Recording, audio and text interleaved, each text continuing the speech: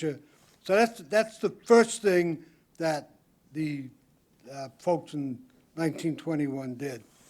The second thing, which they didn't do, but it's exceedingly important to the safety of your fund, is that since 1921, the state of New York has never, ever not paid into the New York State Teachers Retirement System Fund, ever. Now, if you think that's not important, when I got on the board in 2004, New Jersey was amongst the top quintile, the top 20% of funds, because they had a track record of funding the New Jersey Teachers Retirement System. Now they are near the bottom. Why? Because people like Chris Christie and all of the governors before, the last governor before Christie to put any money in New Jersey was Todd Whitney. What was her name? Christie Todd Whitman. Thank you, Richard. So it's very important that the state has never missed a payment to us.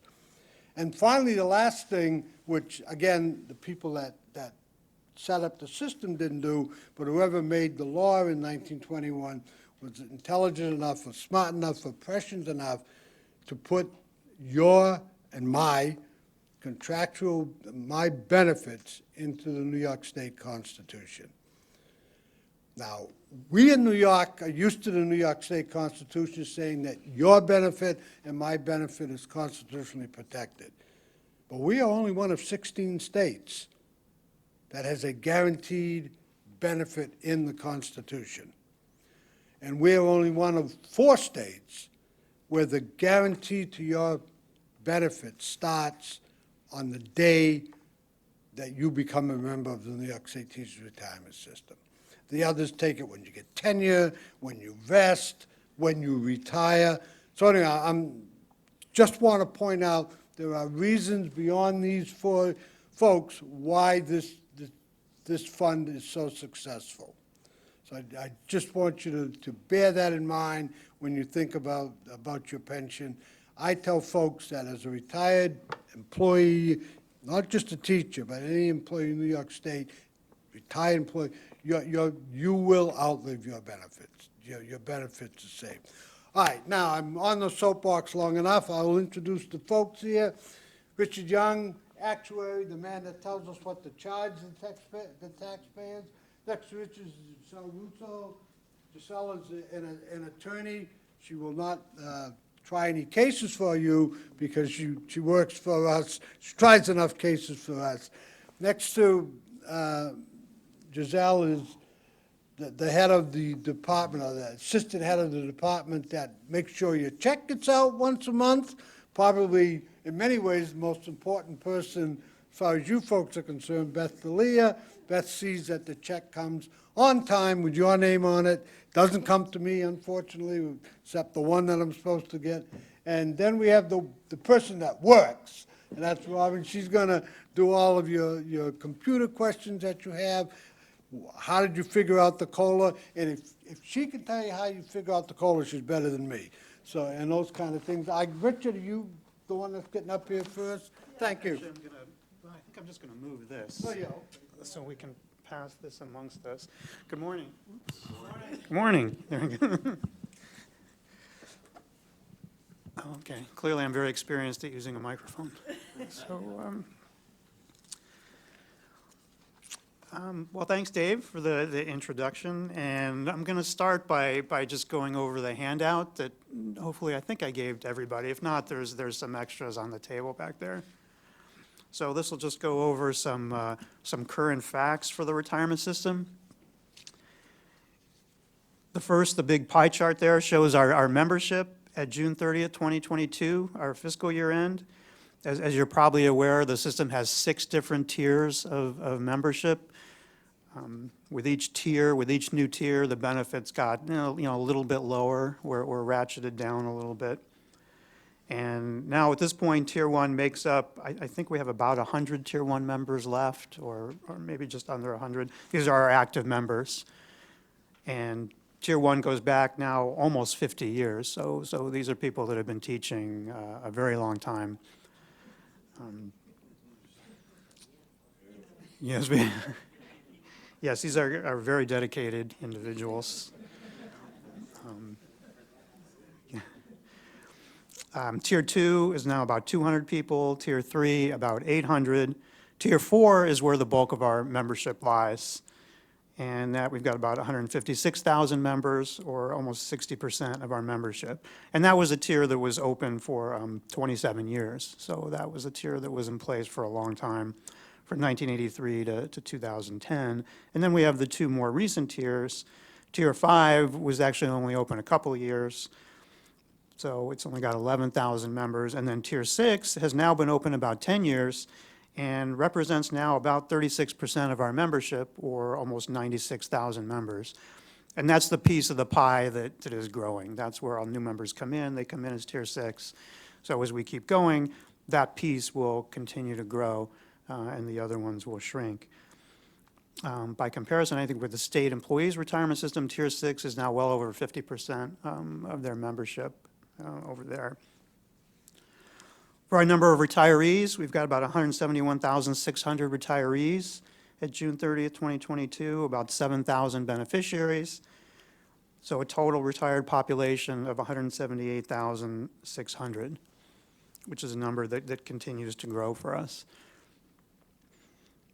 During the 21-22 fiscal year for the system, we had about 7,100 retirements.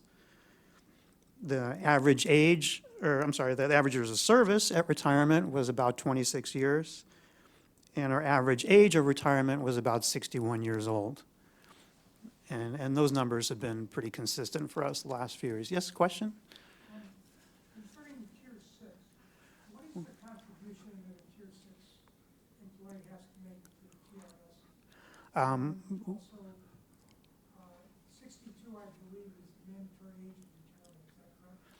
For Tier 6, they contribute somewhere between 3% and 6% of their salaries to the retirement system, depending on what their salary is. So the higher their salary is, the higher percentage that they pay. And there's a table that breaks that down. I believe if their salary is $100,000 or more, they pay 6%. So they pay somewhere between 3 and 6% of salary into the retirement system towards their benefit. And their retirement age is 63 for Tier 6. They can retire earlier. They can retire as early as 55, but there's a pretty substantial penalty for retiring early, or a reduction, rather, for early retirement under Tier 6. But 63 is their age. So with the new tier, yeah, their retirement age got pushed a little out, and their employee contribution was increased pretty substantially from the 3.5% that Tier 5 pays. You're welcome. Oh, yes, that's a good point. That was an act of the legislature and the governor, not the retirement system. The legislature and the governor set the benefits and established the tiers, and so we administer it as they pass it. What governor would that have been? Pardon? What governor? Tier 6 was Cuomo. Oh, I just wanted Yeah, to. yeah. You're welcome, yeah. So the total system membership is 442,100. Now, if we look at the next page, and let's talk about COLA for a little bit.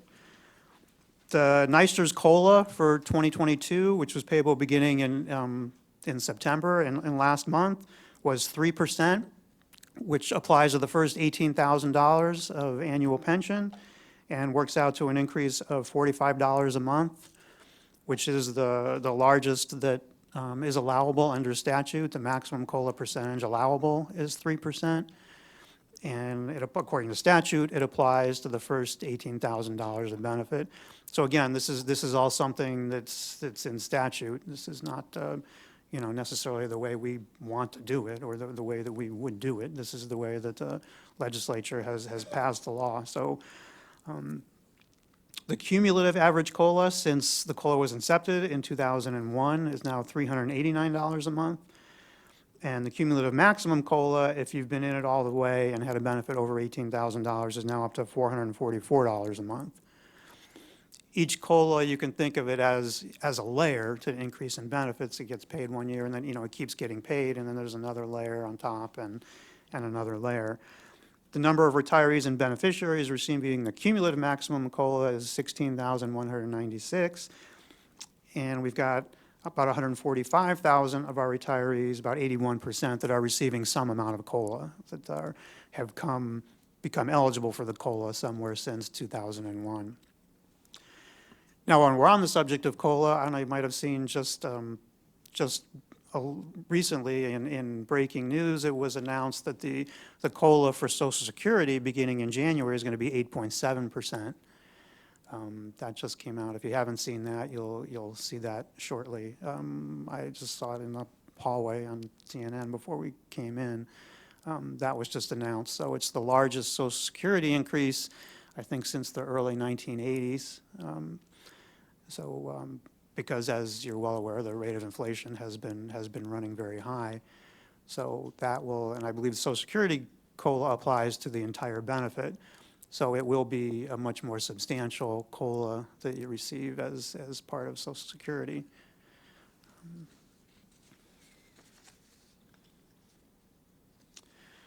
Now, if we talk a little bit about recent legislation, there have been a few changes to the retirement benefit provisions in the last legislative session. I mean, I would characterize them all as relatively minor changes in terms of cost. None of them were earth-shattering from a cost standpoint.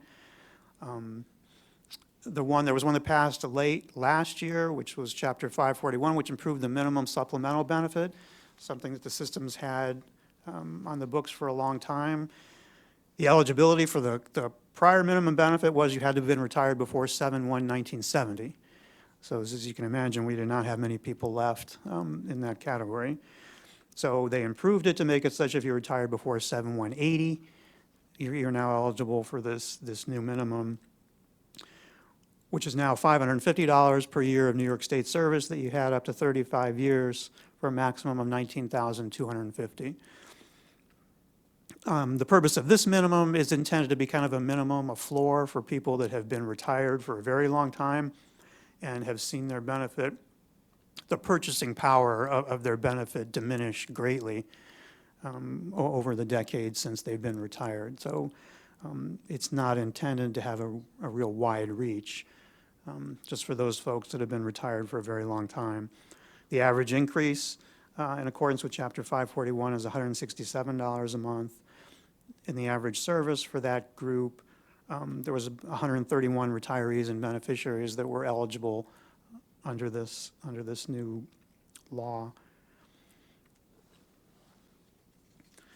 There was a change in the vesting provisions for Tier 5 and 6 members. Up until this year, Tier 5 and 6 members needed 10 years of service to qualify for a vested benefit, which vesting means that if you leave after that point, you are entitled to a benefit. If you leave before you're vested, then you just get a return of your contributions back, and there's no benefit. Vesting has now been lowered to 5 years as an eligibility for a vested benefit.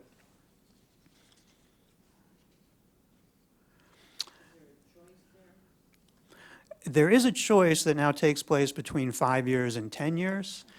If you leave before 5 years, you just get your contributions back with interest. If you leave between 5 and 10 years, you have the choice. You can have a vested benefit, and you can say, well, when you become retirement eligible, when you become 63, you can have a benefit of X dollars a month, or you can take your contributions back now with interest. So those members that leave us have that choice to make. And if you have 10 years of service or more, then you have a vested benefit. If you leave after 10 years, then you're just going to get the benefit when you get to a retirement age. So they, as a person who is leaving before reaching that, to get money back, that's up to them, or it's up to the school district to tell them that, or it's up to, who tells them that? So we actually, sure. We notify them in their benefit profile, they get an annual benefit profile. We tell them what the vesting criteria is. But for this group, we actually did a letter, an outreach letter to let them know, for the ones who weren't teaching, that they had the option now to stay in the system and they could vest their membership so they could get a future benefit. And what if they opt out but then decide to go back into teaching? They just start over, or they? So if they withdrew their contributions and decide to come back, they could actually reinstate their membership. So they would start again where they are, but if they wanted to reinstate, they would just pay back that contribution again, plus interest, and that would bring them back to where they left off. So they will get the benefit of the service. Right, but they can come back, which is good. You're welcome.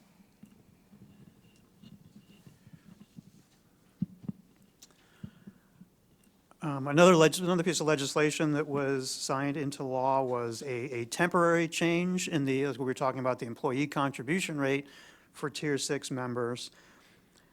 And what this change was for 2 years, for the 2023 and 2024 fiscal years, Tier 6 members, when the contribution rate is determined for them, and remember I said it was between 3% and 6%, and it's based on looking at a prior year's salary. When that rate is determined, it will only be determined based upon base salary. So any payment for extracurriculars will not count towards determining that percentage.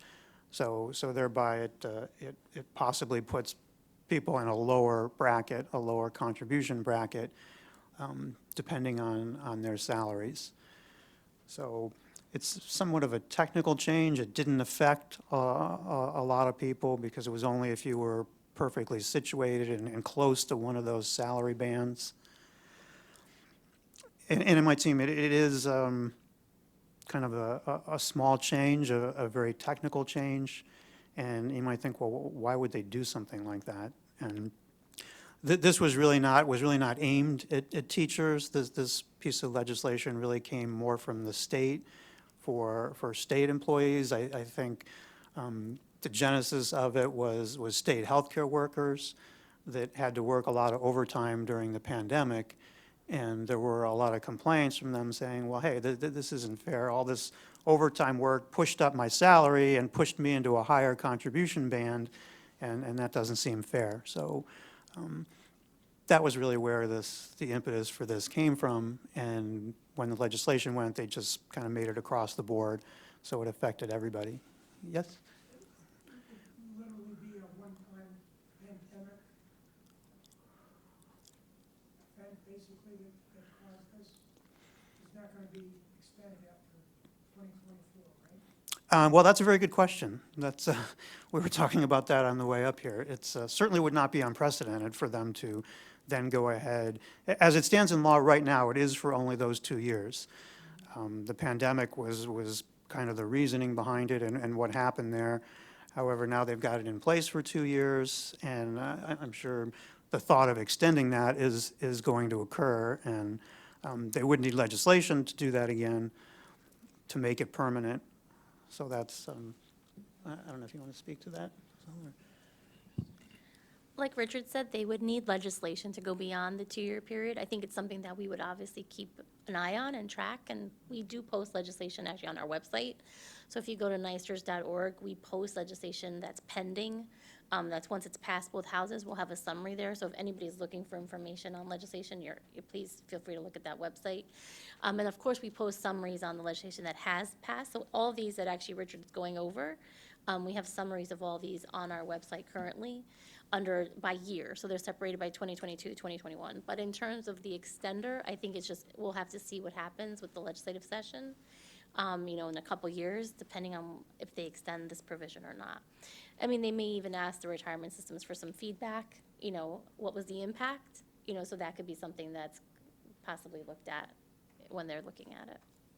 Thank you. Oh, you're welcome.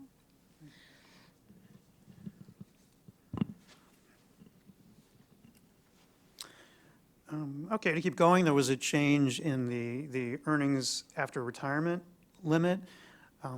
As you're probably aware, once you retire from public employment, you can't just go right back to work for a public employer. There are limits on being able to be in public employment versus, and collecting your pension.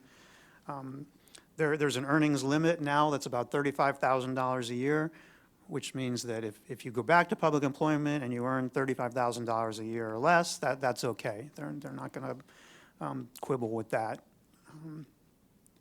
The earnings limit was suspended, though, during the COVID pandemic. As you can imagine, they were very anxious to get a lot of retired state employees back, also teachers back that they needed at times. So they really wanted to throw open the doors to get everyone they possibly could. So the earnings limit was suspended during the periods that I've got listed there. March 27th, 20 through December 31st, 20. Then it was reinstated in January of 21 through June of 21. And then it was put back in September of 21 through October of 22. And then there was additional legislation in which the earnings limit was suspended from April 9th of 22 to June 30th of 23 for employment specifically with school districts and BOCES, in order to be able to take advantage of some retired teachers that wanted to come back and that, were needed in a lot of the school districts around the state. Now, you could ask the same question on this one. Are they going to extend this? And I guess they might. I guess, they'll see what the situation is at the time and what the demand is, and then see if they're going to extend it. Just to add in there, too, there is no earnings limit at all once in the year in which you turn 65 or greater. And also to put in, the earnings limit can be exceeded if the employer goes to the state education department and requests a waiver. So that's also something that happens. In terms of being extended, there was a COVID death benefit, an enhanced death benefit for active members that died of COVID that was in place for the first couple years of the pandemic. I think it did not get extended, I don't think. Right now, it's expiring at the end of the calendar year, December 31st, right? Okay, that's right. Yeah, it expires at the end of 22. And then, but nothing has come out that would extend that.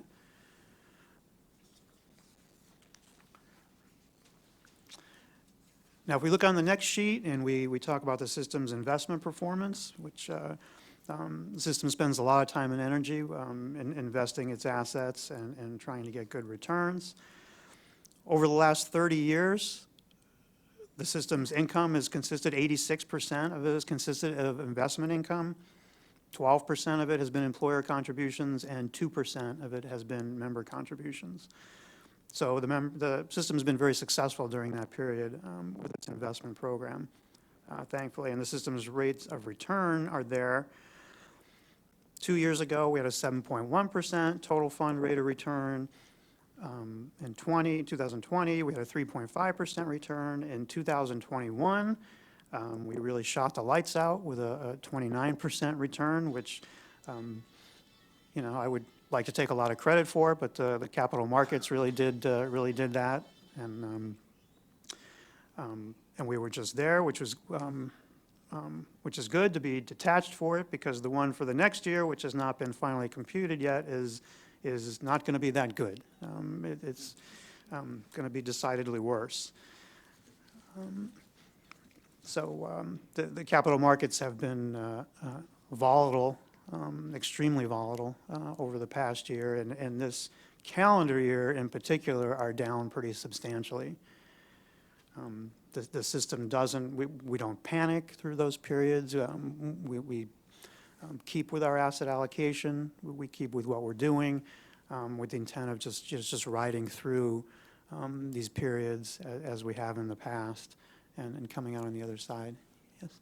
I read the newsletter with the notes about the agreements with the various investment advisors, and I was interested, approximately how many different investment advisors does the system employ, and is there a contract with each of the investment advisors? Let's see. Well, I'm not going to be able to answer that specifically. Now, in terms of investment advisors, there's kind of two kinds. We have consultants, the one we consider consultants, which we have maybe 2 or 3 of those that do general investment consulting, and we have one that does consulting specifically towards private equity. Well, we have a couple that do work with our real estate department and do real estate consulting. And then we have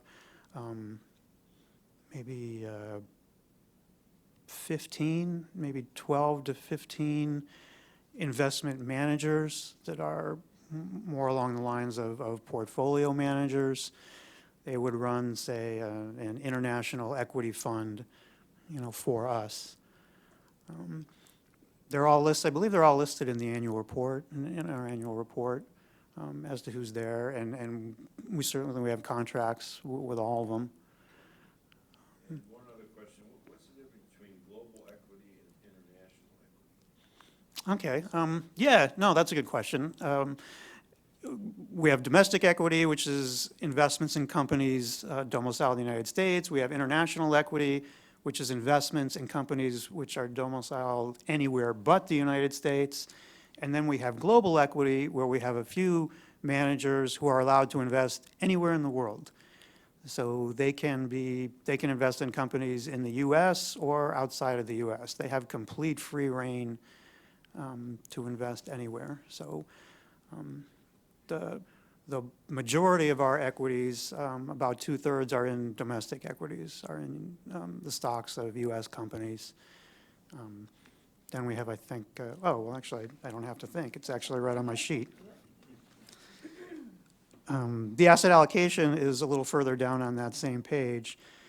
Domestic equity makes up 33% of our total fund, international equity is 16%, and global equity is 4%. Global equity is kind of a new asset class for us that we just got into within the last few years. You're welcome.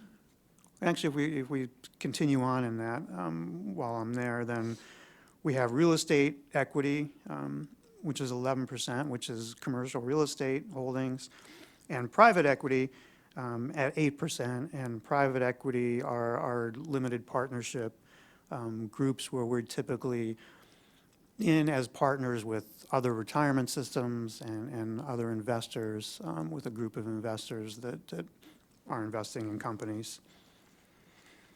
So the total equity there is 72% of our portfolio. Those are the higher return-seeking assets that we've got, the more volatile returning assets that when times our capital markets are doing well, do really, really well for us, and when they're not doing well, don't do so well. And the other side is the debt side, or bonds. We have domestic fixed income, which are domestic bonds, in large part U.S. Treasuries.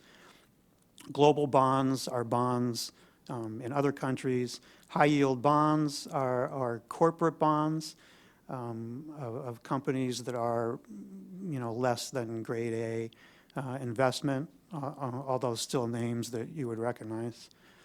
Real estate debt is mortgages. Those are our commercial mortgages. Private debt is kind of the counterpart to private equity on the debt side. And then cash equivalents, obviously we need to keep some money in cash so we can, actually make benefit payments every month and pay for the things that we need to pay for. And that makes up 28% of our portfolio. Let's see, to go back up. The system's 5-year market value rate of return on June 30th, 21 was very strong at 11.9%. When that number comes out at June 30th, 22, it's certainly going to get lower. The 5-year rate of return is very important to the system because the valuation, which the employer contribution rate is determined, is used as a 5-year smooth value of assets to keep the employer contribution rate from yo-yoing up and down with the movements in the market. The system's 10-year rate of return was 10.1%, and our 30-year rate of return on our portfolio, this is a net rate of return, is 9.2%. Yes? What is the assumed rate of return? What's the target rate? Is 6.95%. That's our long-term assumed rate of return. one of our actuarial assumptions. Question I have is, what is the determination about the disinvestment of fossil fuels? Many of us are concerned that that happens. I wondered if there was a discussion about the disinvestment of fossil fuels. There's been a lot of discussion of it. But I think how many, 16? Dave says 16 educational sessions have been held with the board on it, so the topic has certainly been discussed a lot.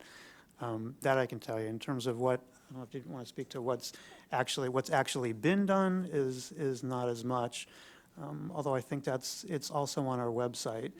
I believe we've been divested from coal companies. Does that sound right? So as Dave pointed out, there's been many meetings about this internal and investment committee, but I'll just quickly summarize some of the information that's on our website. So NYSERS, I think it was officially December of last year, right, the end of last year, we had a special board meeting, and NYSERS did freeze investments in the top 20 oil, gas, and coal companies. So it represented about $1 billion in holdings in divestments in thermal coal. So it was a very small slice of what the whole pot is. But I think there's a lot to look at when it comes to this area. We obviously, as Richard said, our goal is to fund benefits. And so that's what the investment committee looks at, right? What are the pieces of the pie that will continue to make the system successful?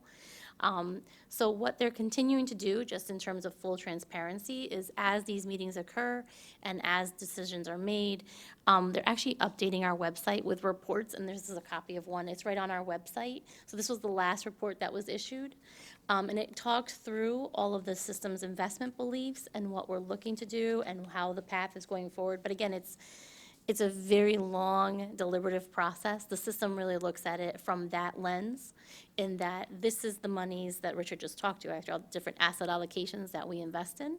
And then at that point, that's how the decisions are made.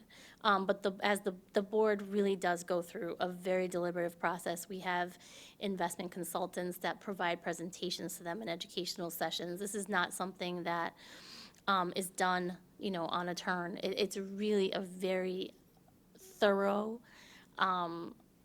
review of our investments, and hopefully that's helpful to you. I'm not sure if you're aware, there was legislation specifically targeted at the system.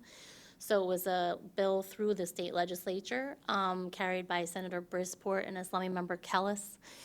It did not move out of committee. There was really not much interest or, attention paid to it.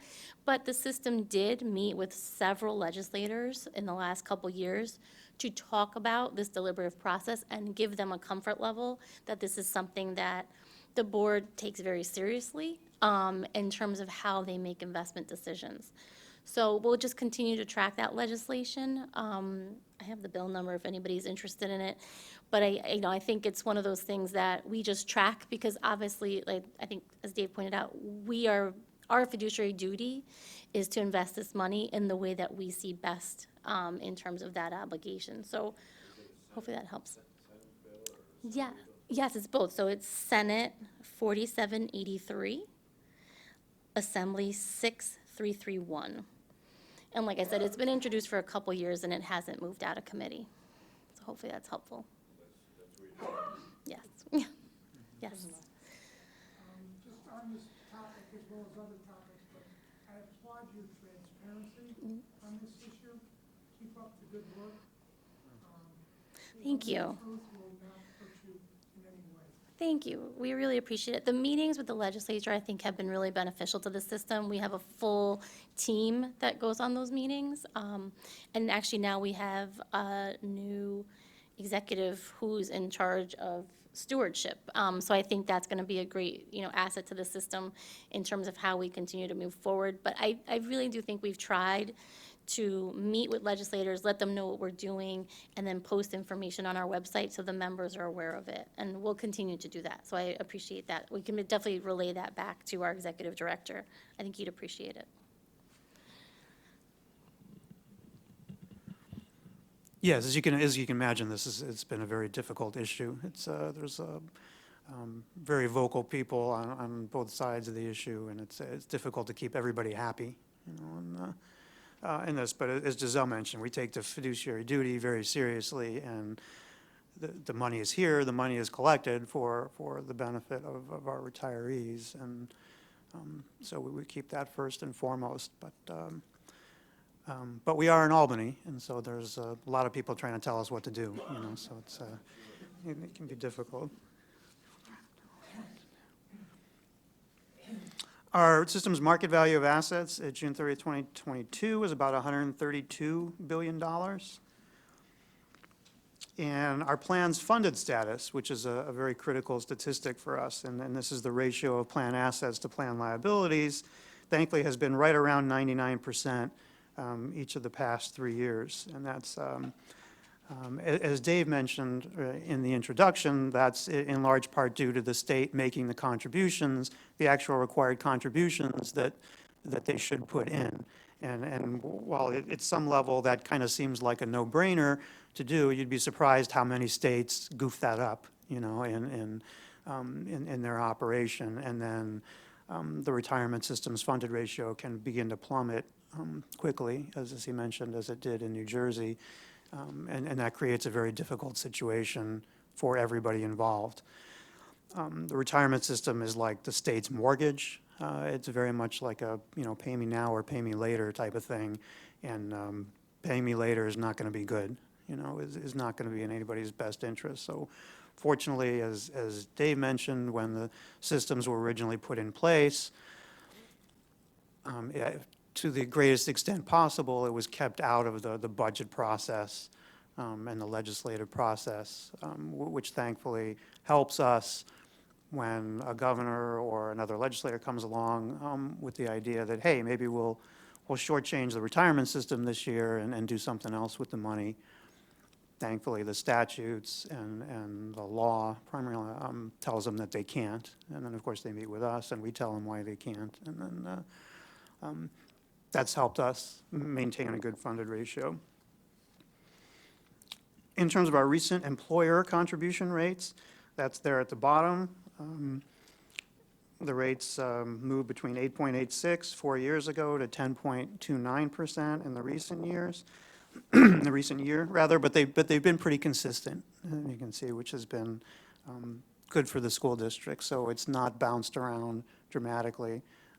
And the school districts, so it's easier for the school districts to budget, and it's worked out well. We've been in a pretty tight band of employer contributions over the past several years. Let's see, a couple of more statistics I meant to give earlier are, a lot of people ask, well, who's our oldest retiree? We have a retiree that's 109 years old, born in 1913. We have 204 retirees who are 100 or older in the retirement system, and 7,227 that are 90 or older. So we have a lot of good longevity amongst our retirees. And our longest retired member, we have a member that retired in 1960.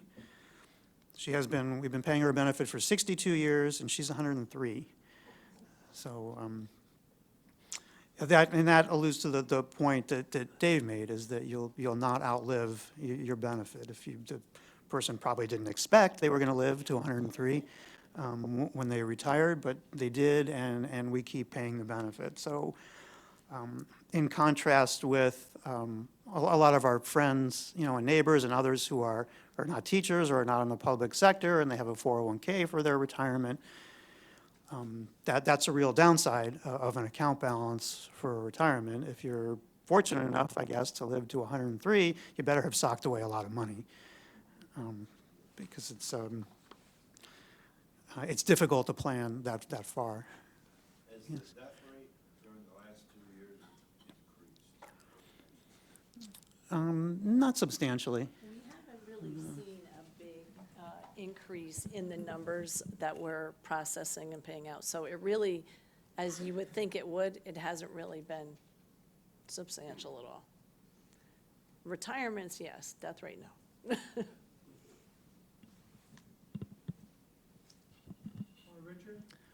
In reference to the retirement or employer contribution rate, there have been many school districts that have difficulty paying that. No, I would say no. Over the last several years, the rate has stayed pretty consistent, and so they build their budgets around it.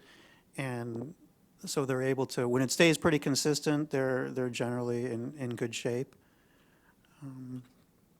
So it hasn't really been an issue. If the rate really starts moving up, then it'll get to be more of an issue.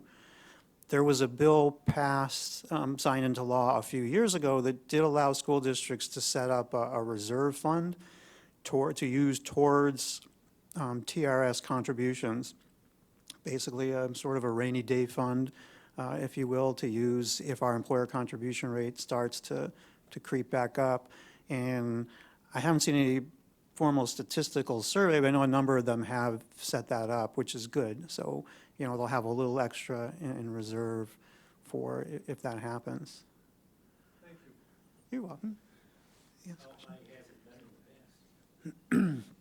It got up to 17% of pay, I think maybe 10 years ago.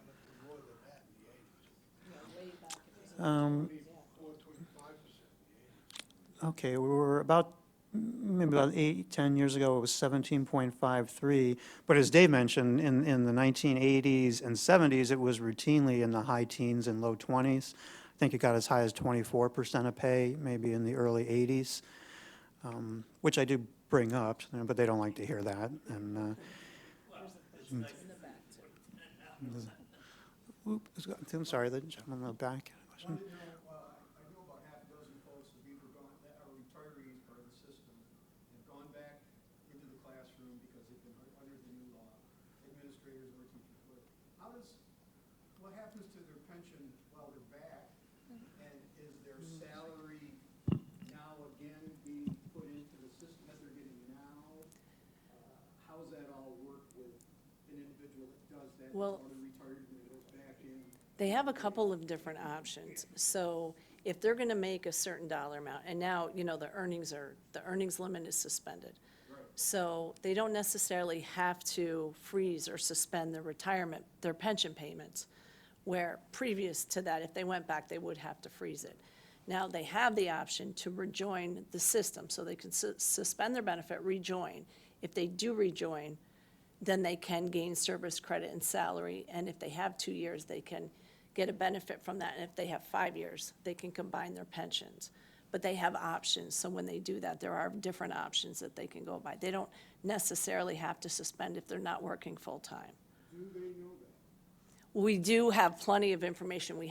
In fact, we have a working in retirement pamphlet on our website I was going to touch on, and Robin has them here too. But we try to keep them very informed of all their options. We also have ways for them to report their earnings while they are working in retirement. Districts report these people back? So they're supposed to. So let me just say that, they're supposed to.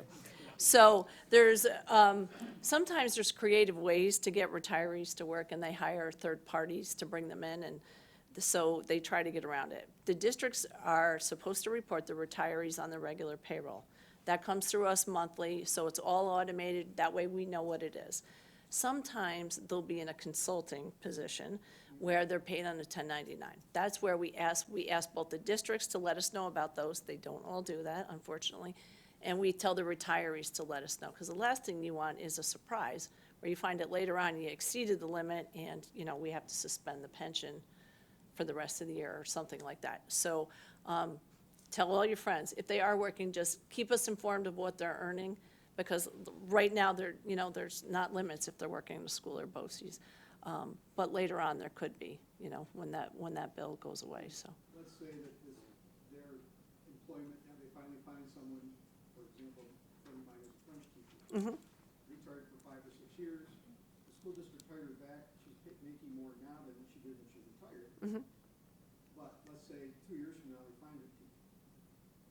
She hasn't contacted you at this point, or the district hasn't. Can she come back afterwards and say, oh, here? No, so that's a very good question. So while she's working is when that should be being reported to us. And she should reach out to our information communication center to see what her options are, because to get service credit for that, if she could be earning more service, she could actually ultimately increase her benefit. So it may be a good idea for her to reach out to us, and we can tell her what her options are. But they have to suspend their pension. Right, to get that, she would have to suspend her pension. To get the increased, to get the service reported and the salary, she would have to suspend her pension while that's happening. So they can't have, unfortunately, they can't have the best of both worlds. But while there's no limit, she doesn't have that issue. Right, New York basically put in place controls, right? So there's no double dipping. If you're retired, and then there's caps as to how much you can earn. But if you want to suspend and come back and earn service credit, there's steps for that. So there's kind of a couple paths, but, like we've talked about, this is all in statute, right? And so there's some rules that apply, and it's honestly to her best interest to figure out if it may be better to suspend and earn a little additional service credit and then come back and combine. But again, it's just choices, and it's something that, one of our reps could definitely talk through. Thank you. You're welcome. Since you guys wanna do Kinds of it. questions. Go ahead. Quick question. You can work in the private sector without any problems whatsoever, correct? Absolutely. The only time it's reportable to the system if it's New York State public employment. Yes. Yes. If they come back and they retire again, does it change the step they were on? No. So it wouldn't change. If they did, even if that person decided to suspend their pension and come back, they would go back to the tier that they were on when they left the system. So they wouldn't have to start again as a tier 6, say, if they were a tier 1 or 2, likely a 4 now at this point. But yeah, that's a good question. Thank you. Yes? I think the other day we had something in print from the retirement system, and I have never been on the website myself, so I can't say anything, but I have, in my 40-year retired teachers, I would say a quarter of the people who have no emails. It's true. Computers at all. Is there sufficient information in the newsletter? So we have a quarterly newsletter called The Resource that is sent out. And we try to keep up to date any very important information, any announcements we put in that so that you are informed of all those things, especially for the people. Because like you said, we have a very relatively low number of people with email addresses on file. So, but we do have the newsletter to put all that important information in. But there's a way that they can telephone you. Oh, absolutely, and all the numbers are printed in the back of the newsletter too, yes. Yes, sir. Just an extended question on, obviously there's a teacher, administrator shortage in our schools presently, and it looks like that's going to be around for a while. Tier 6 does absolutely nothing to enhance people going into teaching, education. If the state legislature has the infinite wisdom to create a tier 7, okay, in the coming years, would tier 5 and tier 6 people be eligible to go into a better tier 7? If they chose to, or are they stuck in the tier that they? You want to take that one? I can take that. I think it depends on the legislation. Yeah. I'll say it that. I think it's how it's written, right? Because as you know, you're absolutely right. So when Tier 4 came in, 5 and 6 was kind of like an overlay of Tier 4. So depending on what would happen with additional tiers, how is it written? Let's use the example of what we just talked about with the vesting, right? The way the legislation was written is there's a choice at the 5 and less than 10-year mark, right? What do you do? Do you take your contributions or do you vest? So I think, again, how it's interpreted and how it's written would determine if they Yeah, could take and another back- share, but Go ahead, Dave Dave. has a. The two things that the legislature has to consider. One is the idea that the Constitution guarantees the guidelines for your pension on the day that you become a member of the system. So go back to the tier 3 teachers. Tier 3 teachers are guaranteed the benefits of Tier 3. When Tier 4 came in, the law under Tier 4 gave Tier 3 teachers a choice, so that when I go around the state, I tell everybody, if you are a Tier 3 teacher, you still have the option to retire as a Tier 3 teacher. It probably doesn't make any sense to do so, but you do have that option. The legislature could pass Tier 7 and subsume 5 and 6 into it, but someone could challenge that as a violation of the state constitution. Now, I don't think teachers would challenge it, but some of the more conservative groups, Empires and these kind of groups, would challenge that you can't, because you are affecting the benefit. Now, the argument could be, you could affect the benefit positively and not be in violation of the Constitution, but the Constitution guarantees your benefit as given to you or presented to you with the case. Thank you, Dave. Yes, to expand on Dave's point, the benefit can't get worse for you once you started. Now, to your point, if the legislature were to decide, well, gee, we've got to do something to encourage more people to become teachers, and they wanted to improve the benefit, they would most likely improve Tier 6 rather than starting at Tier 7. That's, You remember, those of us that were Tier 1, when I started teaching, there was only one tier, and we all get the same benefits. All of a sudden, was it 72? They created, they added some benefits to Tier 1. They didn't call it Tier 2. Right. They just added benefits to Tier 1 people. It was 70. What, 7, that's what I thought. That's me. so if they decide to improve things, they'll just improve the existing tier. And for Tier 3 retirees, in Dave's example, we calculate them both ways, and normally the Tier 4 benefit comes out higher, so most retirees do, most Tier 3 people do retire under a Tier 4 benefit, because it's more beneficial. I'm going to be real brief just because I know Beth has some really good information for you. As everybody pointed out here, I'm lucky enough to be the attorney at NYSERS in the Office of the General Counsel that administers all these statutes. And everything that we do at the retirement system is based in law, which is great. So it makes for a really interesting day.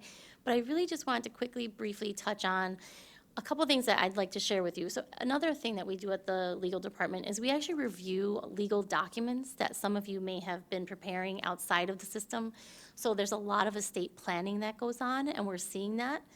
And I just wanted to make you aware that we do review those documents and accept them. So if someone has a power of attorney that you filed and executed, if you want to put that on the system record and we can accept that, we review it and then we write you back a letter to let you know that you're, so what is a power of attorney?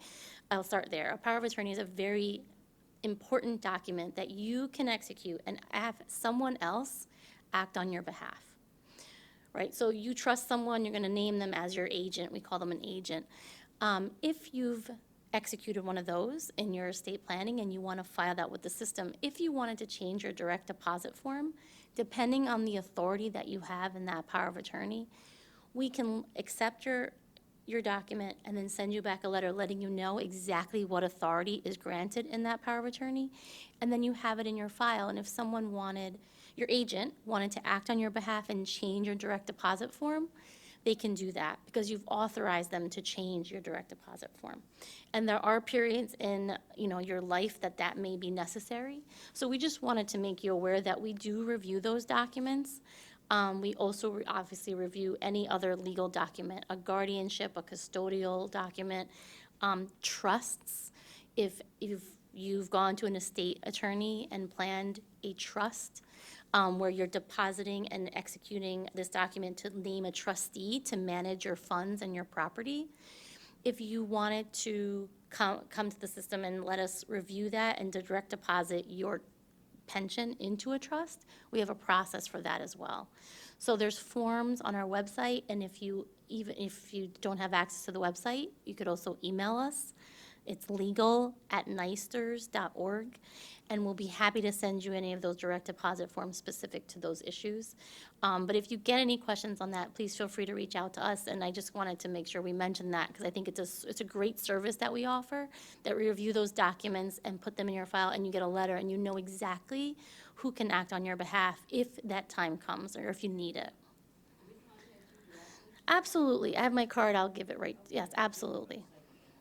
Yes, our email address for legal is legal, Legal, @nysters.org. And that goes right to the team at the legal department. We all have access to it. And really, we do respond pretty quickly. So if you have any questions, feel free to write to them. I check it every hour, so it's pretty regular. We're pretty good. I have to give us credit. But Beth has much more great Well, I just information, have a so I'm gonna couple let her other go. things to talk about. So we touched on, the My Nysters account. And it is, if you don't have one, I encourage you to sign up for one. It can be a very good tool for you. You can look at your most recent retired member profile, and that's online now, but it's not going to start being mailed out until the week of October 24th. So don't feel like you missed it. It hasn't come out yet, but it's coming to you soon. You can see your monthly benefits. You can update your tax withholding if you need to do that. Change your direct deposit information for where your benefit goes. It's very easy. Enter and it's done.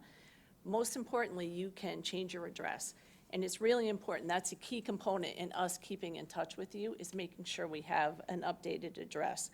If you don't have an account, it's really easy to set up. You need the last four of your social security number, your EMPL ID, which is on any correspondence you have from us, your date of birth, and an email and your phone number. You create your own password, make it what you want, and then you're ready to go. But it is much safer if you have an account, because then someone can create an account on your part and change information.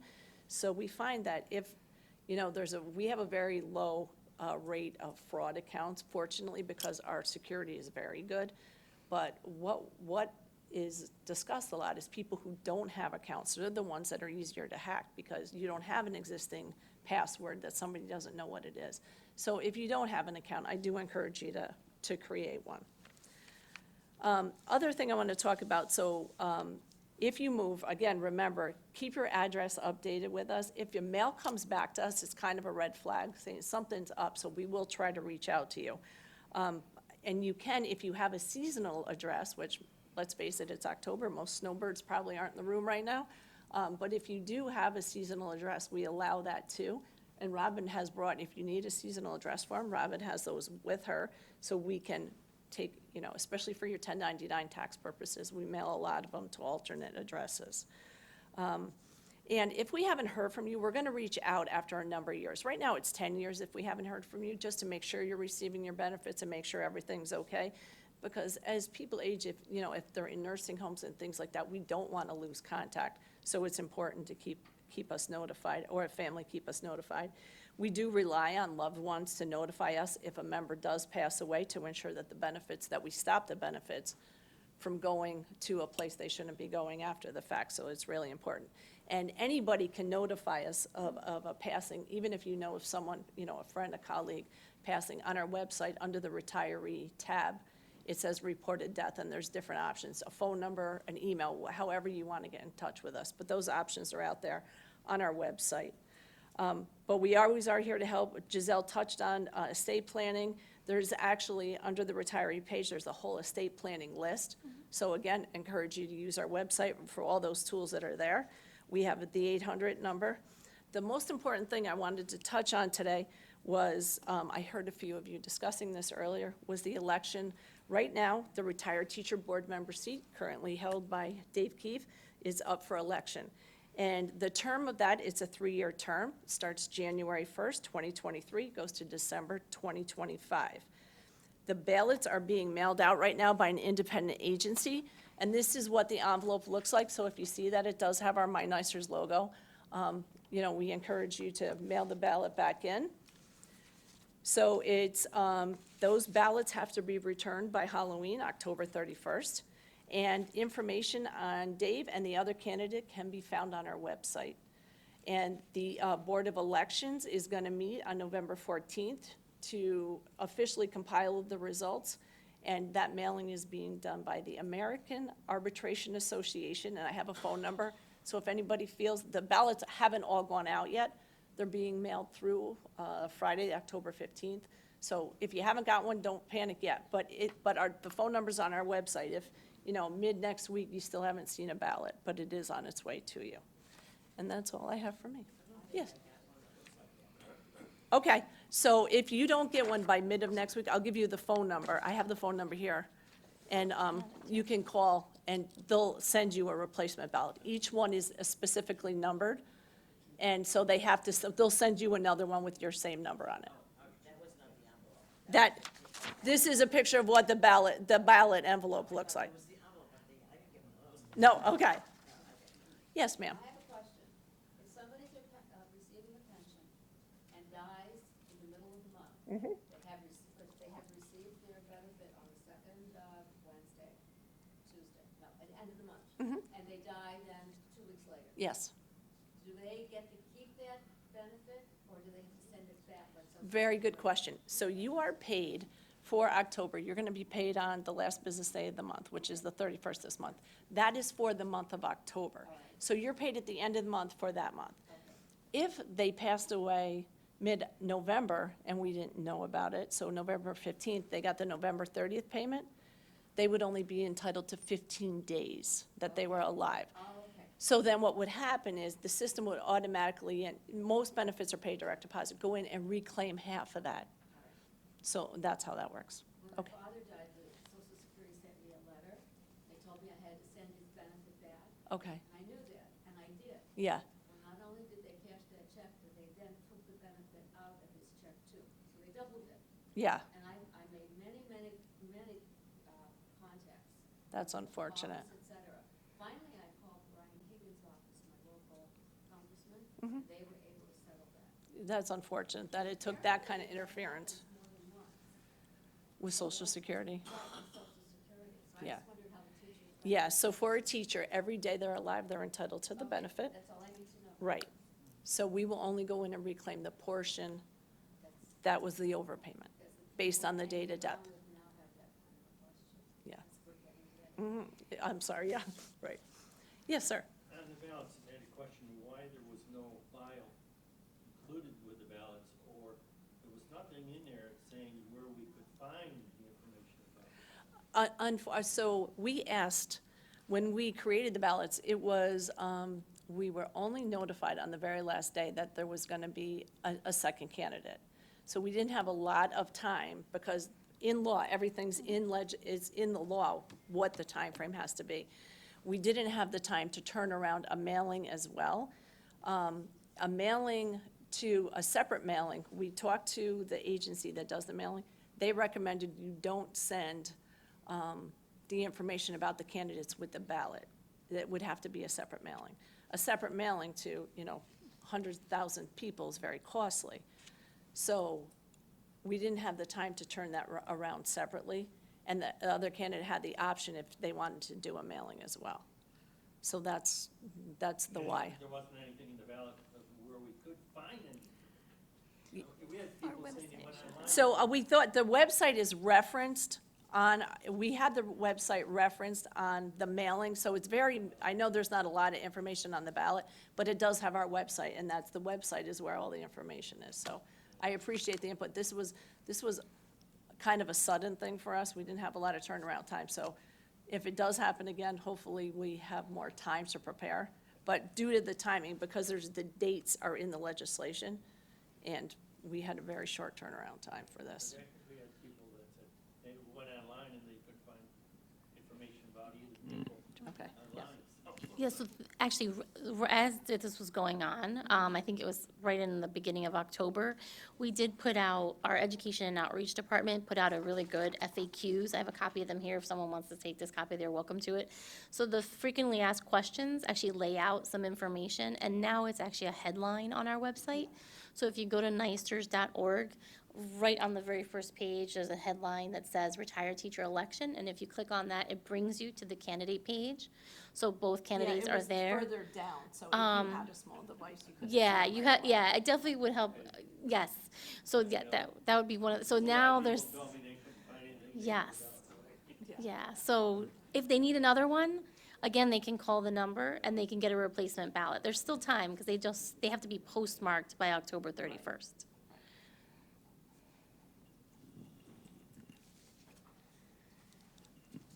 I don't think I did it. Any other questions for the group? Go ahead. One, the ratio of people coming into the system versus the ratio of those retiring. Is it a disturbing trend in the last few years? In other words, many fewer people coming in and many more people going out, so that there might be an issue with keeping up the finances down the road? No, it's been pretty consistent, the number of new entrants versus the number of those retired. There was a bit of a dip in the pandemic year in terms of number coming in, but then there was an increase in the year following that, so it kind of got us back to a steady state. So it's been pretty steady. Anything else? Well, thank you for coming, and I certainly appreciate the work. done Thank you by very all much. of you.